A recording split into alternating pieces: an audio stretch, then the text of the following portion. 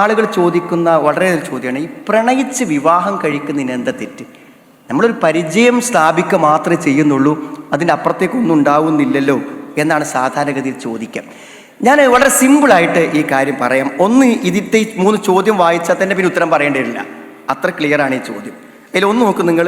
എൻ്റെ സ്നേഹിതൻ ഒരു അമുസ്ലിം പെൺകുട്ടിയുമായി പ്രണയത്തിലാണ്. ഞാൻ എത്ര ശ്രമിച്ചിട്ടും അവൻ പിന്മാറുന്നില്ല. എങ്ങനെയാണ് അവനെ പറഞ്ഞു മനസ്സിലാക്കുക? അവൾ പറയുന്നത് അവൾക്ക് ഹിദായത്തിന് കാരണമായാലോ എന്നാണെന്നാണ്. ഈ ചോദ്യം എന്നുവെച്ചാൽ ഇതിലിപ്പോൾ ഒരു മുസ്ലിം സ്നേഹിക്കുന്നു, അമുസ്ലിം ഒരു മുസ്ലിം, ഇതൊക്കെ ക്യാമ്പസിൽ വ്യാപകമായതാണ്. അതിൽ മതവും ജാതിയും പ്രശ്നങ്ങളൊന്നുമില്ല. അതുകൊണ്ടാണ് പണ്ഡിതന്മാർ പറഞ്ഞത് എന്താ വെച്ചാൽ, പ്രേമം എന്നതിൻ്റെ അപകടങ്ങളെക്കുറിച്ച് അവർ എണ്ണുമ്പോൾ അവരാദ്യം എണ്ണുന്ന എന്താ പറയുക, വിശ്വാസപരമായ ഡൈവേർഷനാണ്, വ്യതിയാനമാണ്. വിശ്വാസപരമായ വ്യതിയാനം എന്താണ് അതിൻ്റെ കാരണമെന്ന് ചോദിച്ചാൽ, ഞാൻ ഈ സാധാരണ ആൺകുട്ടികളെ ഒന്നും അഫെയർ കൗൺസിലിങ്ങിന് ഒരു രക്ഷിതാവും കൊണ്ടിട്ടില്ല. ഞാൻ എന്നെ 10-20 കൊല്ലമായിട്ട് കൗൺസിലിങ്ങിന് ഇരുന്നിട്ട് എനിക്കൊന്നൊരു 6-7 ആൺകുട്ടികളെ മാത്രമേ രക്ഷിതാക്കൾ എന്ത് ചെയ്തു ഇവരൊന്ന് പറഞ്ഞ് മനസ്സിലാക്കി കൊടുക്കും, ഇവനൊരു പെൺകുട്ടിയായിട്ട് കണക്ഷൻ ഉണ്ടെന്ന് പറയേണ്ടത് വന്നു. എന്നാൽ പെൺകുട്ടികൾക്ക് കണക്കില്ല. ഇപ്പോഴും എന്താണ്, ഇഷ്ടം പോലെ പെൺകുട്ടികൾ എന്ത് ചെയ്യും, അവർ കൊണ്ടുവരും. അപ്പോൾ സത്യത്തിൽ എന്താണെന്ന് ചോദിച്ചാൽ, ഞാൻ ആ പെൺകുട്ടികളോടൊക്കെ ചോദിക്കുന്നൊരു ചോദ്യമുണ്ട്. എന്താ ചോദിക്കുന്ന ചോദ്യം ചോദിച്ചാൽ, ഇപ്പോൾ നിനക്ക് 1ാം ക്ലാസ് മുതൽ എൻജിനീയറിങ് കഴിയുന്നത് വരെ ഒരു ക്ലാസ്മേറ്റ് ഉണ്ട്, റൂംമേറ്റ് ഉണ്ട്, ഒരു പെൺകുട്ടി, ഒരു 2 പെൺകുട്ടികൾ തമ്മിൽ സ്നേഹിതകളാണ്. എന്നാലും എൻജിനീയറിങ് കഴിഞ്ഞ് പിരിഞ്ഞു പോരുമ്പോഴും, കോഴ്സ് കഴിഞ്ഞു നമുക്ക് പിരിയാ എന്ന് പറഞ്ഞാൽ പിരിയാനൊരു വിഷമമല്ല.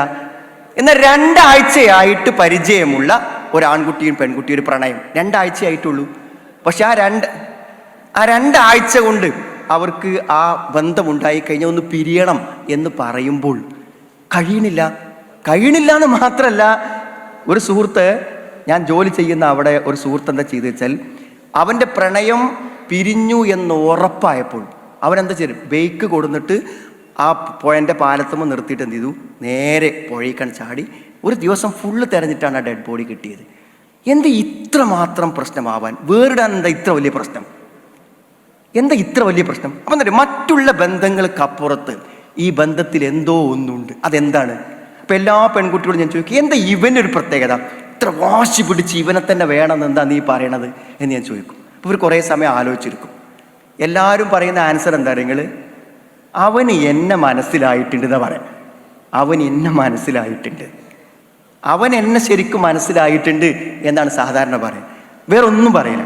അവൻ്റെ വല്ല യോഗ്യതകളോ സ്വഭാവ ഗുണങ്ങളോ ഒന്നുമല്ല പറയുക, ഇത് മാത്രം പറയാം. സത്യത്തിൽ ഇതിൻ്റെ ഏറ്റവും വലിയ രഹസ്യം ഞാൻ ആ പെൺകുട്ടിയോട് പറഞ്ഞു കൊടുക്കണം എന്താ വെച്ചാൽ, ഇതൊന്നുമല്ല. നിങ്ങൾ തമ്മിൽ വേർപിരിയാൻ നിങ്ങൾക്ക് കഴിയാതിരിക്കാൻ കാരണം നീ ഒരു പെണ്ണും അവരൊരു ആണും ആയതുകൊണ്ട് മാത്രമാണ്.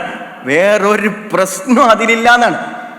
നീ ഒരാണും ആണും പെണ്ണും തമ്മിൽ പ്രകൃതി എല്ലാ ജീവജാലങ്ങളും ആണും പെണ്ണും തമ്മിൽ ആകർഷിക്കണം. അതിനെന്തെങ്കിലും ഒന്ന് നിർബന്ധപൂർവം അവർ വാശി പിടിച്ച് ഒന്നാകാൻ താല്പര്യപ്പെടുന്ന എന്തോ ഒന്ന് പ്രകൃതിയിൽ അള്ളാഹു എല്ലാ ആണിലും പെണ്ണിലും നിശ്ചയിച്ചിട്ടുണ്ട്. മനുഷ്യരിൽ നിശ്ചയിച്ചത് സ്നേഹമാണ്. അതിങ്ങനെ അവൾ എൻ്റെതാണെന്ന് തോന്നിക്കഴിഞ്ഞാൽ പിന്നെ കിട്ടിയേ പറ്റൂ. ഞാൻ അത്ഭുതപ്പെട്ടൊരു കാര്യമാണ് എന്തെങ്കിലും, 10ാം ക്ലാസ് പഠിക്കുന്ന സമയത്ത് തമ്മിൽ സ്നേഹത്തിലായിട്ട് പിന്നെ കല്യാണം കഴിഞ്ഞ് 4 കുട്ടികളായിട്ട് ഇപ്പോഴും എന്താ പറയുക, 2 2 കുടുംബമായിട്ട് ജീവിക്കണത്. അന്ന് വാപ്പിയമ്മയും കല്യാണത്തിന് സമ്മതിച്ചില്ല. ഇപ്പോഴും മനസ്സിൽ അവർ 2 പേരും പരസ്പരം ഇഷ്ടപ്പെട്ടാണ് ജീവിക്കുന്നത്. അപ്പോൾ ഒന്നാകണം എന്നിങ്ങനെ ആഗ്രഹിച്ച് കഴിയുമ്പോൾ എന്താ വെച്ചാൽ അവസാനം അയാൾക്ക് ഒന്നും ചെയ്യാൻ പറ്റുന്നില്ല, ജോലി ചെയ്യാൻ പറ്റുന്നില്ല, ഓഫീസിൽ പോകാൻ പറ്റുന്നില്ല. ഇതന്നെ ചിന്ത. അവൾക്കാണെങ്കിൽ വേറെ ഭർത്താവുണ്ട്, ഇയാൾക്ക് വേറെ ഭാര്യയും കുട്ടികളുണ്ട്. ഒരു തമാശക്ക് വന്ന ഒരു ബന്ധം മനസ്സിന്ന് പോവാത്തൊരവസ്ഥ നിങ്ങളൊന്ന് ആലോചിച്ച് നോക്കൂ നിങ്ങൾ. അപ്പം എന്താ പറയുക, നമ്മുടെ എല്ലാ തിന്മകളിലേക്കും ജീവിതത്തിൻ്റെ എല്ലാ അവസ്ഥകളിലേക്കും നമ്മളെ എത്തിക്കുന്ന ഒന്നാണ് യഥാർത്ഥത്തിൽ ഈ പ്രേമം എന്ന് പറഞ്ഞാൽ. പിന്നെ പ്രേമിക്കുന്നവർക്ക് സംഭവിക്കുന്ന വലിയൊരു നഷ്ടം ഞാൻ പറഞ്ഞത് എന്താ നിങ്ങൾ, പ്രത്യേകിച്ച് ആൺകുട്ടികളെ സംബന്ധിച്ചിടത്തോളം, നിങ്ങൾക്ക് പ്രായപൂർത്തിയായി, നിങ്ങൾ നല്ലൊരു പ്രൊഫഷണലായി നല്ലൊരു ജോലിയൊക്കെ ആയി അത്യാവശ്യം നല്ലൊരു ഗ്ലാമറൊക്കെ ഉള്ളൊരു ആളാണ്. നിങ്ങൾ ആലോചിക്കും, നിങ്ങളൊരു വിവാഹം അന്വേഷിക്കുമ്പോൾ നിങ്ങൾക്ക് എന്തൊക്കെ കണ്ടീഷനുകളുണ്ടോ, നിങ്ങളതേ പ്രൊഫഷൻ ആവണം, നീ കാണാൻ ഇന്ന സൗന്ദര്യം വേണം, ഇന്ന രൂപം വേണം എന്നൊക്കെ തീരുമാനിച്ച് 2 3 4 കണ്ടിട്ടാണ് ഒരു പെൺകുട്ടിയെ നിങ്ങൾ സ്വന്തമാക്കുന്നത്.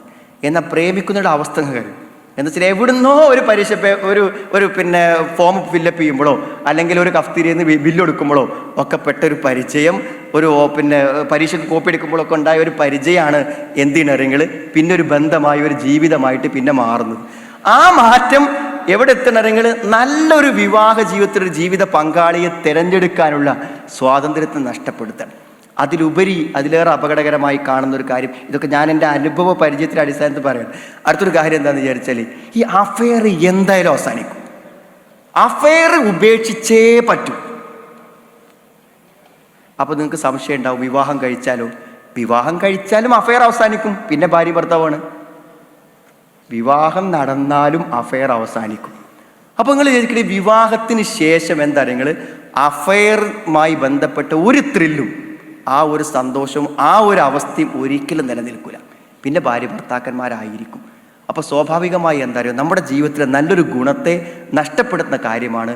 അള്ളാഹുവിന് ഇഷ്ടമില്ലാത്തൊരു വഴിയിലൂടെ ഒരു വിവാഹത്തിലേക്ക് എത്തുകയാണ്. പാരൻസിൻ്റെ സംതൃപ്തിയില്ലാതെ നാം അവർക്കെന്നും ഒരു വേദനയാകുന്നൊരു തീരുമാനം അവരോട് ആലോചിക്കാതെ ഇരിക്കുകയാണ്. അള്ളാഹുവിന് ഇഷ്ടമില്ലാത്ത ഒരു ബന്ധമാണ്. നോട്ടവും മെസ്സേജ് അയക്കലും എല്ലാം നിഷിദ്ധമാണ്. 2 കൊല്ലത്തെ അഫെയർ ബന്ധത്തിൽ നിങ്ങൾ ചെലവഴിച്ച ഓരോ വാക്കുകളും നിങ്ങൾക്ക് ഓരോ പാപങ്ങളാണ്, ഓരോ തെറ്റുകളാണ്. അതിൻ്റെ എല്ലാ റെക്കോർഡുകളും അള്ളാഹുവിൻ്റെ അടുക്കൽ സൂക്ഷിക്കപ്പെടും. അതുകൊണ്ട് കണ്ണുകളെ താഴ്ത്തി സൂക്ഷ്മതയോടെ ജീവിക്കുക. നിങ്ങൾക്ക് വിവാഹം കഴിഞ്ഞ് ആദ്യ രാത്രിയിൽ നിങ്ങളുടെ ഭാര്യയോട് പറയാൻ പറ്റണം, ഞാൻ 10 കൊല്ലം സ്കൂളിൽ പഠിച്ചു, 2 കൊല്ലം +2 പഠിച്ചു, ഒരു പ്രൊഫഷണൽ കോളേജിൽ 5 കൊല്ലം 6 കൊല്ലം ഞാൻ പഠിച്ചു. എത്രയോ പെൺകുട്ടികൾ എൻ്റെ മുന്നിലൂടെ വന്നുപോയി. പക്ഷെ ഒരു പെൺകുട്ടിയെപ്പോലും ക്ലാസ്മേറ്റ് എന്നതിൻ്റെ അപ്പുറത്തേക്ക് എൻ്റെ മനസ്സിൽ കയറ്റിയിട്ടില്ല എന്ന് എനിക്ക് നിന്നോട് ധൈര്യമായി പറയാൻ പറ്റും എന്ന് പറയാൻ പറ്റുന്നവനാണ് സുഹൃത്തുക്കളെ യഥാർത്ഥത്തിൽ വ്യക്തിത്വമുള്ളവൻ. നമ്മളിൽ എത്ര പേർക്ക് പറ്റും?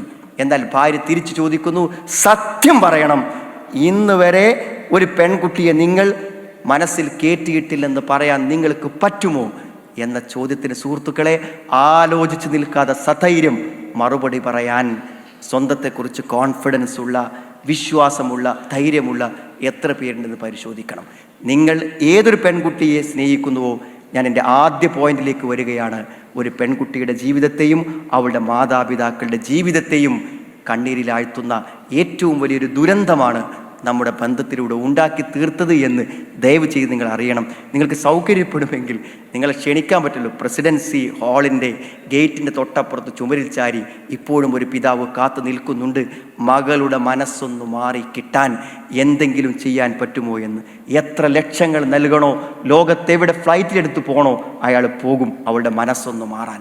ആ മനസ്സ് മാറാതിരിക്കാൻ, അങ്ങനെ ഒരു പെൺകുട്ടിയുടെ മനസ്സ് മാറ്റിയതിൽ, പാരൻസിന് വേദന സമ്മാനിച്ചതിൽ നമ്മൾ ആരെങ്കിലും ഉണ്ടോ എന്ന് നാം സ്വയം ഒരു അന്വേഷണം നടത്തണമെന്നാണ് ഈ ചോദ്യങ്ങളുടെ ഭാഗമായി പറയാനുള്ളത്.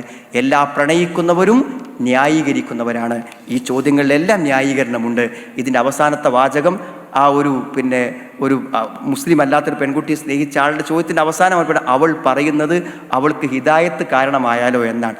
അവളെ ഇസ്ലാമിലേക്ക് കൊണ്ടുവരാൻ, സുഹൃത്തുക്കളെ ഇസ്ലാമിലേക്ക് കൊണ്ടുവരുവാൻ വ്യഭിചാരത്തിൻ്റെ ഒരു വഴി ആര് പഠിപ്പിച്ചു എന്ന് നമുക്കറിയില്ല. വ്യഭിചാരം എന്ന് പറഞ്ഞാൽ നോട്ടം വ്യഭിചാരമാണ്. ഒരു പെണ്ണ് അതെങ്ങനെ ഇസ്ലാമാവുക? അവൾ എന്നെങ്കിലും നമ്മൾ ഇസ്ലാമിനെ വിശ്വസിക്കുമോ? അവൾ പിറ്റേന്ന് കല്യാണം കഴിഞ്ഞാൽ പറയില്ലേ, നിങ്ങളെ ഇസ്ലാമിലേക്ക്, നമ്മളെ കല്യാണം നടന്നതിന് എങ്ങനെ, പിന്നെ എന്ത് ഇസ്ലാമാ നിങ്ങളത് എന്ന് ധൈര്യസമയം ചോദിക്കാനൊരു തെളിവാണ് ഈ ബന്ധം. ഇതൊക്കെ പിശാചിൻ്റെ ന്യായീകരണം എന്നല്ലാതെ ഇതിന് വേറെന്ത് പറയാൻ പറ്റുന്നതാണ്. ഇനി അടുത്ത ന്യായീകരണം, ഇതൊക്കെ ന്യായമാണ്. ഒരു വലിയ ഗുരുതരമായ പ്രണയം തെറ്റല്ല എന്നാരാ പറയാം? പ്രണയിക്കുന്നവർക്ക് അല്ലാത്തവർക്കൊക്കെ തോന്നും. ഞാനിങ്ങനെ പോണ സമയത്ത് ഒരു ക്യാമ്പസിൻ്റെ ഗേറ്റിങ് ഒരാണും പെണ്ണും ഇങ്ങനെ നിന്ന് മണിക്കൂറോളം വർത്താനം പറയുമ്പോൾ എന്താ ഈ കുട്ടിയൊക്കെ ഒന്ന് വാപ്പിമ്മില്ലേ എന്ന് പോണവരൊക്കെ ചോദിക്കുന്നുണ്ട്. അവർക്ക് മാത്രം തോന്നുന്നില്ല. പോകുന്നവരൊക്കെ ചോദിക്കണ്, അവർക്ക് മാത്രം തോന്നുന്നില്ല. അതപ്പോൾ ഇനി ന്യായം നോക്കൂ. നിങ്ങൾ ഈ ചോദ്യത്തിൽ ന്യായം നോക്കൂ. നിങ്ങൾ മാതാപിതാക്കളുടെ സമ്മതത്തോടു കൂടി പ്രണയിച്ച് വിവാഹം കഴിക്കുന്നത് തെറ്റാണോ? എന്തേ ചോദ്യം മനസ്സിലായി? നിങ്ങൾക്ക് എന്ത് ചോദ്യം മനസ്സിലായി? നമ്മളെ കണ്ടീഷൻ ചിരിക്കാൻ പാടില്ല. അതാണ് മാതാപിതാക്കളുടെ സമ്മതത്തോടു കൂടെ പ്രണയിച്ച് വിവാഹം കഴിക്കുന്നത് തെറ്റാണോ? ഏതാ ആ മാതാപിതാക്കൾ? ആലോചിച്ച് നോക്കണം. നിങ്ങൾ ആരെങ്കിലും സമ്മതം കൊടുക്കും? ഞാൻ ഈ പെൺകുട്ടികളോട് ചില പെൺകുട്ടികൾ വന്നിട്ട് നമ്മോട് പറയാൻ എന്താ അറിയോ, സംസാരിക്കാൻ വേണ്ടി ഇരിക്കുമ്പോഴത്തേക്കും നിങ്ങൾ എന്നോടൊന്നും പറയണ്ട, നിങ്ങൾക്ക് ഇതിൽ നിന്ന് ഞാൻ ഒഴിവാകാണോ വേണ്ടത്? ആൺകുട്ടികളെക്കാളും ഗേഡ്സാണ് പെൺകുട്ടികൾക്ക്. നിങ്ങൾ ഒറ്റ കാര്യം ചെയ്താൽ മതി. നമ്മോട് പറയണം, നിങ്ങൾ ഒറ്റ കാര്യം ചെയ്താൽ മതി. ഞാൻ കല്യാണം കഴിക്കാൻ പോകുന്ന എൻ്റെ അഫയർ ആയിട്ടുള്ള പയ്യനെ കുറിച്ച് ഞാൻ നല്ലോണം എനിക്കറിയാം. നിങ്ങൾ എന്തെങ്കിലും ഒരു ഡിഫക്റ്റ് അവന് നിങ്ങൾ തെളിവ് സഹിതം കണ്ടുപിടിച്ച് കൊണ്ടുവരികയാണെങ്കിൽ ഞാൻ പിൻവാങ്ങാം. ഒരു കൗൺസിലിങ്ങും വേണ്ട, ഒന്നും വേണ്ട, പിൻവാങ്ങാം. പക്ഷെ നിങ്ങൾ തെളിവ് മുഖാനെ ഹാജരാക്കണം. അപ്പോൾ ഞാൻ പറഞ്ഞു, ഞാൻ തെളിവ് തരും. ഞാൻ തെളിവ് തന്നാൽ നീ അംഗീകരിക്കും? ചോദിക്കണം. അംഗീകരിക്കും. അപ്പം ഞാൻ പറഞ്ഞു, വീട്ടിൽ നിന്ന് മാന്യമായി ഡ്രസ്സൊക്കെ ഇട്ട് ഒരു കുട്ടി കോളേജിലേക്ക് പോകുമ്പോൾ ഒരുത്തങ്ങനെ ബസ് സ്റ്റോപ്പിലും ബസ് സ്റ്റാൻഡിലും ഗേറ്റിങ്ങൊക്കെ വന്നിട്ട് ഒരു പഴയ മൊബൈലൊക്കെ, ഒരു 500 രൂപേൻ്റെ മൊബൈലൊക്കെ വാങ്ങിക്കൊടുത്തൊരു സിമ്മൊക്കെ ഇട്ട് കൊടുത്തിട്ട് എന്ത് ചെയ്യുക, എപ്പോഴും രാത്രി 1 മണിക്കൂർ 2 മണിക്കൊക്കെ മിസ് അടിക്കുക, എന്നിട്ട് തിരിച്ച് വിളിപ്പിക്കുക.